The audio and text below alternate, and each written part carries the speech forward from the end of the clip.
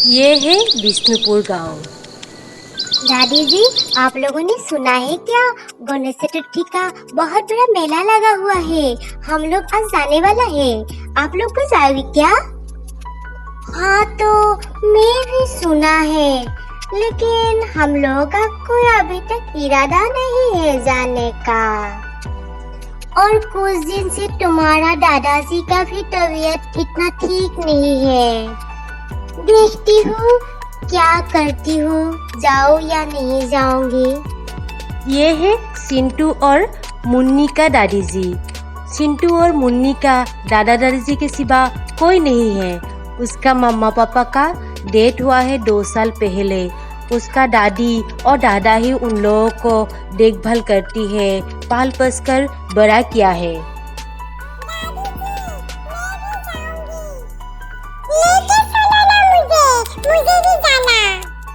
हाँ हाँ दादी जी, हम लोग भी जाएंगे और सिंटू और मुन्नी को भी ले जाना, अच्छा लगेगा।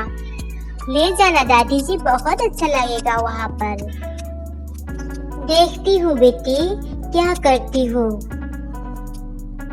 गणेश चतुर्थी का नाम सुनते ही सिंटू को बहुत अच्छा लगा। वो बहुत कुछ सोचने लगा। किरण बेटिया, तुम ये क्या बोल रही हो? अभी तुम मुझे ये दिमाग खा देगी। नहीं ले जाऊंगी तो लेके जाना ही पड़ेगा।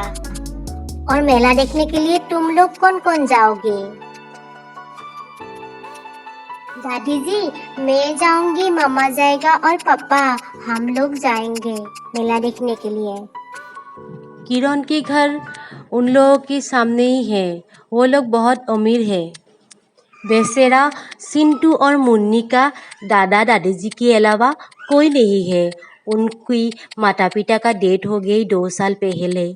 उन लोग भी किसान थे और अब उसकी दादा भी बीमार है और दादी जी ने उन लोगों को जैसी तैसी करके लिखा पढ़ा करती है, स्कूल में दाखिला दिया है और जैसे तैसे गुजारा करती है वो लोग। मेला की नाम सुनते ही सिंटू को और कुछ याद नहीं आ रहा है। वो अपनी बहन को बुलाने के लिए जा रहा है क्योंकि उसको भी रेडी करना है, उसको भी एक खुशखबरी देना है।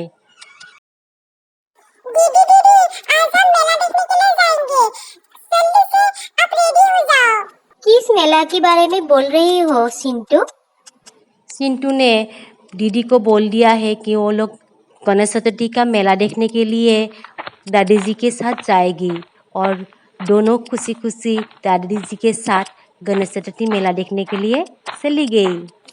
तुम लोगों को पता है क्या, ये गणेश चतुर्थी का मेला क्यों मनाया जाता है? नहीं दादी, मुझे तो पता नहीं, बोलिए ना आप। मैं तो गणेश चतुर्थी का मेला कभी नहीं देखा है। ये क्या होता है दादी? बेटी, भगवान गणेश की जन्मतिथि पर गणेश चतुर्थी मनाया जाता है। इसमें भी बहुत कहानी है, मैं सब कुछ तुम लोगों को बोलूंगी। और बातों ही बातों में वो लोग गणेश जी की मंदिर पहुंच गए। सामने माथा टिकाओ। जी दादी जी। सिंटू, तू भी करो ऐसा। गणेश जी को प्रणाम करो सिंटू, शुद्ध मन से प्रणाम करो। भक्ति भाव से गणेश जी को जो पूजा करती है ना, उन लोगों को प्रसन्न होके गणेश जी ने जो मांगते हैं वो दे देती है ना दादी जी? अभी सिंटू और मुन्नी को अंदर भी जाना है और मंदिर के भीतर जाके देखना है कि कैसे सजाया है बप्पा को। थोड़ी सी पूजा की सामग्री लेके वो लोग बप्पा के मंदिर के भीतर जाने लगे। अंदर धूमधाम से पंडित जी ने मंत्र उच्चारण करके बप्पा की आरती कर रही थी और उसी वक्त दादी जी सिंटू और मुन्नी ने पूजा किया। गणपति बप्पा मोरिया, मंगल मूर्ति मोरिया। और इसी तरह वो लोग बप्पा के सामने गया और अभी पूजा चलो, बप्पा कर का लिया। दर्शन हो गया है, चलो। थोड़ी देर रुक जाओ ना दादी जी, बप्पा को और एक बार देख लेती हूँ। गणपति बप्पा मोरिया। गणेश चतुर्थी का बहुत बड़ा कहानी है। मैं बाद में तुम लोगों को अच्छी तरह बताऊंगी। अभी हम लोग घर चलते हैं, चलो। लेकिन मंदिर के सामने ही बहुत बड़ा मेला लगा हुआ था। चिंटू को तो रहा नहीं जा रहा था, उसको मेला देखना है। और वो उसकी दीदी और दादी को बार बार बोल रही थी कि चलो एक बार मेला देख कर आए। दादी जी, कितनी दूर आई है तो मेला भी देखकर जाती हूँ। चलो ना, अंदर क्या क्या हो रहा है। ओ देखो देखो, क्या घूर रहा है। चलो ना दादी, मैं तो ऐसी मेला कभी नहीं देखा, आज देखूंगी। चलो दीदी, चलो दादी। चिंटू की जिद के आगे उसकी दादी और मुन्नी हार गई, क्योंकि उसको तो जाना ही जाना, नहीं तो वो नहीं मानेगा। उन लोगों के पास पैसा भी नहीं था। और किरण भी आया है उसकी मम्मा और पापा के साथ।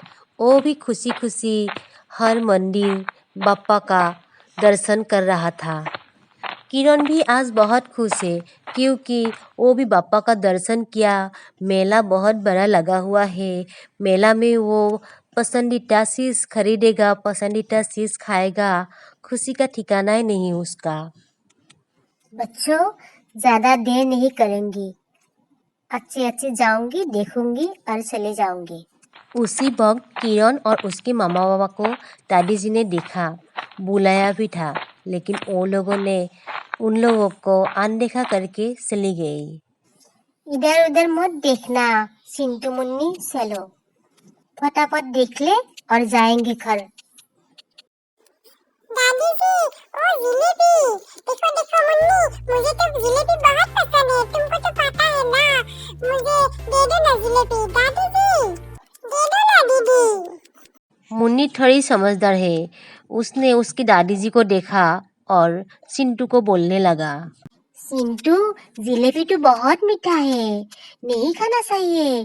तुम तो जानती हो ज्यादा मीठा खाने से क्या क्या होता है। दादी जी, थोड़ी देर रुको ना, मुझे जिलेबी बहुत पसंद है, आपको तो पता है। दादी जी।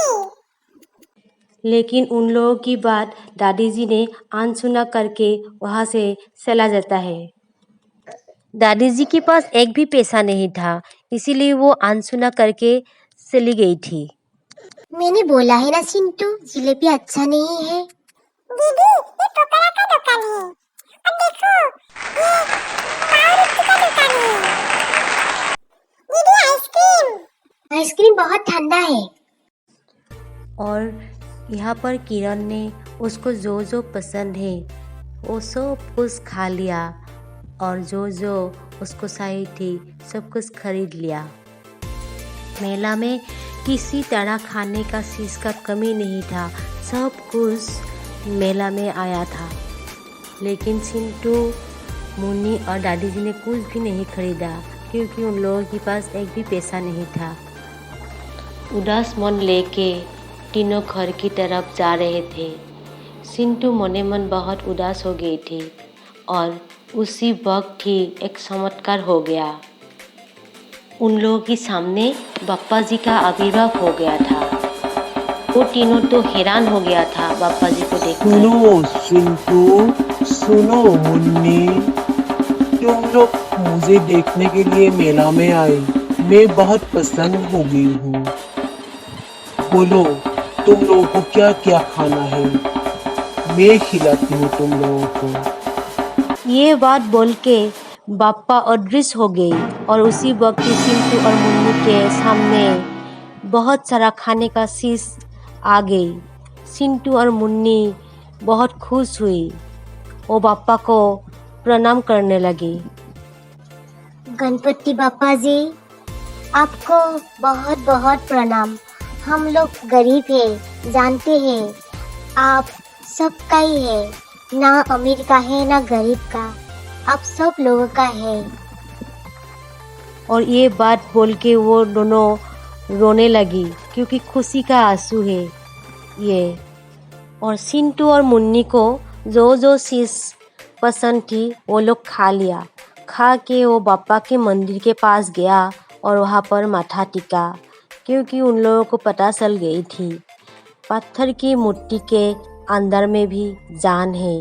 भगवान सब कुछ देखता रहता है, बिना बोले बिना बताए भगवान को सब मालूम होता है। जैसे चिंटू को क्या चाहिए, क्या खाना चाहिए, वो बाप्पा को मालूम हो गया था।